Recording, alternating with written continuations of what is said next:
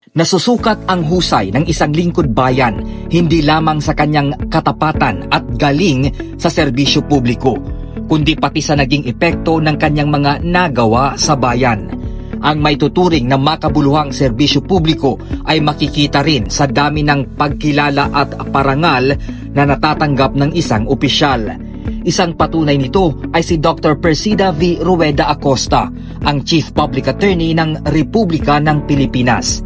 Sa taong ito pa lamang, umabot ng 86 na parangal ang kanyang natanggap bilang pagkilala sa kanyang mahusay na pamumuno sa Public Attorney's Office at sa kanyang dedikasyon sa pagsisilbi sa bayan. Ang mga tagumpay ni Chief Acosta ay nagpapakita ng kanyang walang kapantay na serbisyo at nagiging inspirasyon para sa marami na magbigay ng serbisyong may kalidad, malasakit at integridad. Tunay siyang huwaran ng isang lingkod bayan.